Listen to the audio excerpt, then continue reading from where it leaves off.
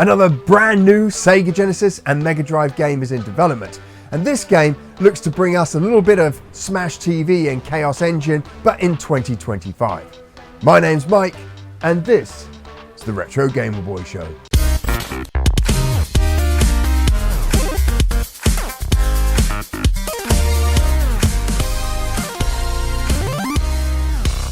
Sovietborgs is the game we're going to be playing today. This is again another brand new Sega Genesis and Mega Drive game. This game though is a Dreamcast game, or it's currently being developed for the Dreamcast and the Sega Mega Drive. So I think the primary, or the first console to come out on is the Dreamcast, and the port is happening at the same time over to the Mega Drive. Now this is a very, very early build of the game. So the guys are still in early development. So not everything's going to be finished or final. The artwork's going to still be early in its development phase. Same with the audio. In fact, the audio, I've been told, only plays to the end of one track and then stops. So what we'll do is, they've sent me the soundtrack that they're going to have on the Dreamcast version, so I'll put that on once the Mega Drive soundtrack finishes. So the soundtrack you'll predominantly hear through this playthrough is going to be for the Dreamcast. But right, let's jump into Sovietborgs and see exactly what this game is all about. Like the little animations at the beginning of the title screen, very cool. Looks like they've got pre-rendered graphics, and then they digitize those. This is where you build it in 3D. Then you render them out, you do all the color work on it. And that gives you some really cool things. So you can see like the light bleeding across his armor as he's moving. Oh, 𝗵𝗺𝗶𝗴 vibes there. Get ready. That's awesome. I like that. So very Soviet Union inspired, old 1980s Soviet Union inspired. What we got? A is shoot. B is shoot. C throws a grenade. Oh, like that explosion. Very, very, very cool. Oh, very nice. So the soundtrack's just cut out there. So we'll start off with the Dreamcast soundtrack now.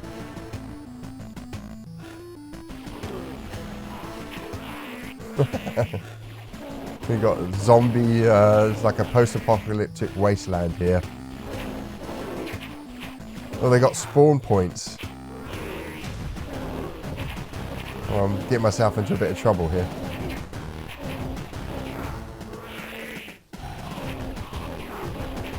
So it looks like you got to destroy the spawn points to take out the enemies. Otherwise, they keep on spawning, which is quite cool. You got 3 guys. Means you can, that's quite interesting with the 3 guys, right? So you can spread them out, and then you've got a wide attack, or you're all in one line, and then you've got a more focused attack. So that's going to be interesting from a kind of strategical gameplay point of view. Oh, what was that? Is that a zombie chicken? You know, what is it with developers and zombie chickens lately?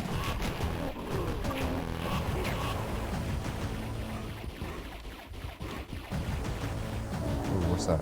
Ooh, that was nice. Dynamite or something.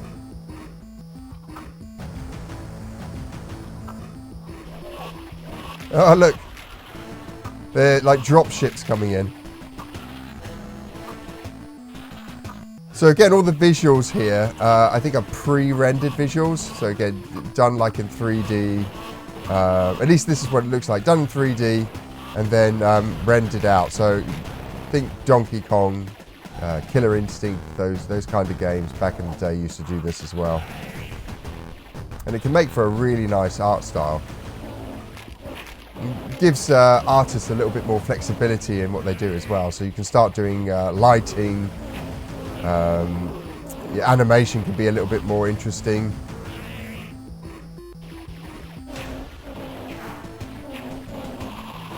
You need that health for sure. Right, nothing here. So I'm not entirely sure what the objective is. Again, this game is still in early development. before we get all the people that jump on and go, oh, I don't like this. It's very early on. We've got new enemies. We've been absolutely hammered here.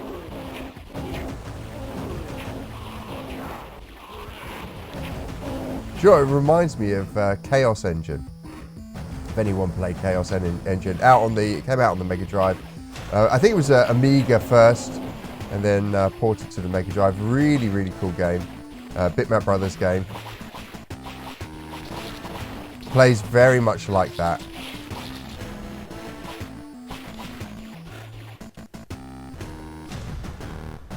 Take out these guys. Oh, did a bad job there. Oh, my grenade went nowhere. The grenade only takes out one player at a time. Not sure what the benefit of the grenade is there. Oh, I've lost someone. Oh no. Alright, so your health is directly tied to your team and how many team members you've got. Uh-oh. Puts me in a bit of a tight spot here.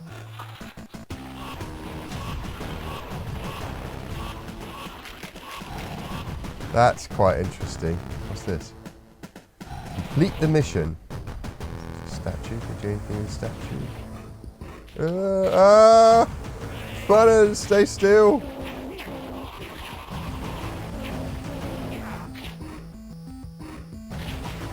You can definitely get overwhelmed in this game. So it's one of those games where you just can't rush in and shoot. It's definitely requires some thought. Right, got rid of their spawn. I really like the spawn mechanic. It means that you've really got to think about how you attack these guys. Well, you've got to go for the spawn first, otherwise you're going to be overrun. I don't know what these look like bars or something. I guess it's supposed to be a plunger for explosives. And it seems that that explosive wasn't there last time, so I think you have to clear an area. You have to clear an area to move on to the next one. So, which makes me think like the overall mission, complete your mission, must be to take out all enemies. Let's get that quick. Oh, I still got hit. Oh no!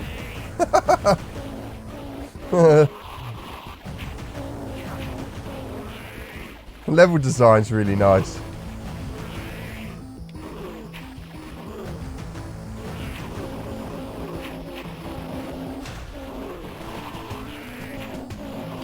That's cool. That's very cool. Yeah, the level design is really nice. Oh look, it just really force you to kind of retreat back into a position and then slowly move yourself forwards. Alright, we need to get rid of some of these spawn points. I don't really want to lose another player. I think going down to a single player is going to cause me some real issues here.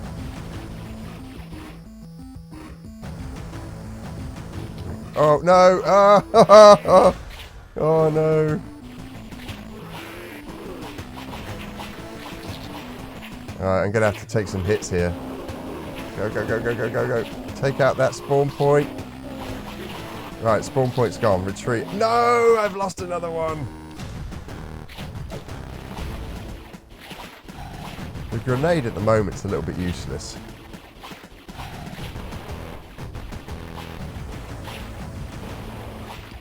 I'm not going to move at all unless I make some progress forward.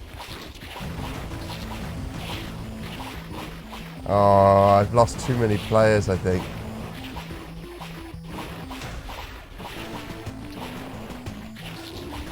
Come on, get that spawn point.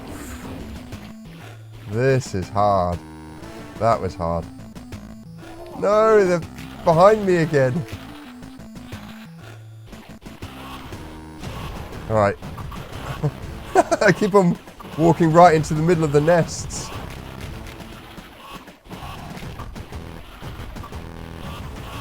It's definitely one of those games that once you've played it once, once you've played a level once, you understand where all the spawn points start to generate. You're a little bit more cautious, and then you can take them out one by one, make your life a little bit easier.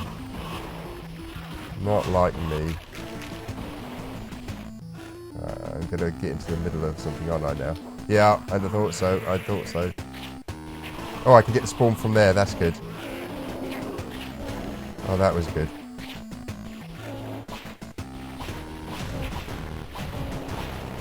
Oh, there's too many.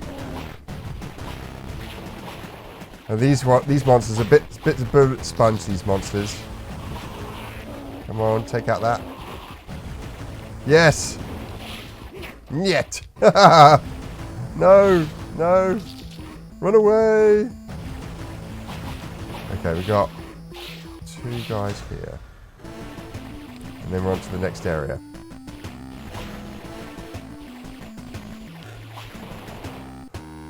Wow! That's intense. This is an intense game. Oh, I think I've been here already. Yeah, I've been here. Maybe I can go back to that radio. Let's have a look. Hey! Mission complete. Wow, that was an intense gaming session. Very, very cool. Okay, let's. I don't think there's anything more. No, that's it. That's the end of the game. So let's take a closer look at Sovietborgs. This game, again, early development. So I won't do a preview of it. I'll talk about things that I like currently and things I'd like to see in the game. Sovietborgs is set in a fictional world where the Soviet Union has won the Cold War. But it's come at a high price. The world is now a nuclear toxic wasteland with wandering zombies and mutant beasties. Now, as I mentioned, the game is an early stage of development, and I realise for a lot of people it can be hard to understand what that means for a game and how to visualise what the potential of a game can be at such an early stage. For me, I would focus on the mechanics, the gameplay mechanics. Graphics and sound, they come later. At this point, the team should be proving out that they can make something fun. And in this demo, there are some very good signs that they have a great game in their hands. The core movement and combat mechanics are well designed. It feels good and responsive when moving my team of 3 around the screen and taking out enemies. The 3 characters and the ability to maneuver them into different formations is a great idea.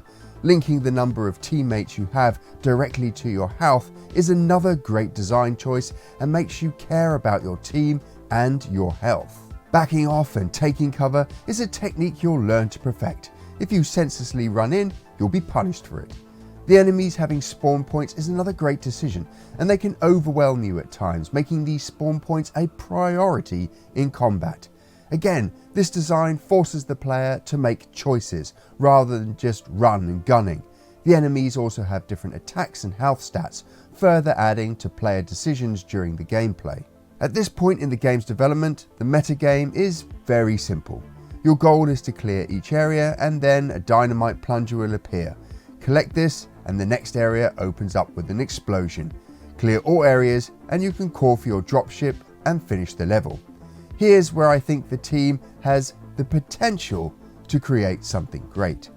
Whilst the overall mechanic of kill everything and leave has fun to it, the player will tire of this over time. One thing they could do here is introduce the notion of missions that are dependent on each other. A great example of this is Doom. Doom is a kind of kill everything game, but they introduce keys and switches. These keys and switches are mini missions that focus the player on a task. In Sovietborgs, this could be collecting all parts of the radio so that you can call your ride in. Radio parts can be locked in different areas that require keys. Players now have a main goal and a sub-goal. The team could even introduce optional missions. Find parts of a missing gun over several levels to upgrade your firepower or attack type. This would give players long-term goals. The team have some great design building blocks, and I'm keen to see how they progress with them. The art is still very early on, but I like that they've chosen digitized pre-rendered 3D assets. This is a really nice art style, and games like Donkey Kong Country and Killer Instinct really pioneered this method back in the day. But the team have a very long way to go with it. Whilst the level layout was nice and complemented the gameplay, the visual environments need a lot more work. The most successful new games on the Sega Genesis and Mega Drive are the best looking games. Gameplay will always be king, but this audience wants to see nice visuals. At the moment, the backgrounds have a dull, limited coloured palette, and whilst functional, don't add anything to the ambience of the level. I get what they're trying to go for here, a Fallout monochromatic dystopian palette, but, and I realise this is not a direct comparison, if you look at Fallout, it's full of small details and beautiful chaos. The world has a story to tell, and I know this is a Mega Drive game, but it would be great to see some 1950s Soviet era technology and buildings. You could imagine the fuselage of an old Soviet rocket making up part of a level, or a spooky deserted town. Again, it's early days, and this is what I'm talking about when I say potential. Of what audio there is in the game, it's good. I love the different mutant sounds, the sound of brains will keep you on edge. The gunfire is nice, and I'm looking forward to them porting over the Dreamcast soundtrack to the Sega Genesis version. It's great to see some of these games so early on in their development and follow them as they go through to full launch. And Sovietborgs is definitely a game that I want to keep my eye on. I love the Chaos engine and those top-down shooters, and Sovietborgs would be an excellent entry into the series once it's finished. It shows a huge amount of potential, especially in its games design. I generally had a lot of fun with the large amount of enemies on screen and having to deal with them. Like I said though, the thing they need to improve on are those visuals. That is going to be the #1 stopper for gamers picking up this game. And then some more depth into the gameplay. Something that will keep players engaged from the beginning all the way through to the end of the game. That's it for this week's show. We got a very cool unboxing coming up in the next few shows, and we've got an awesome overview of new games coming out in 2025.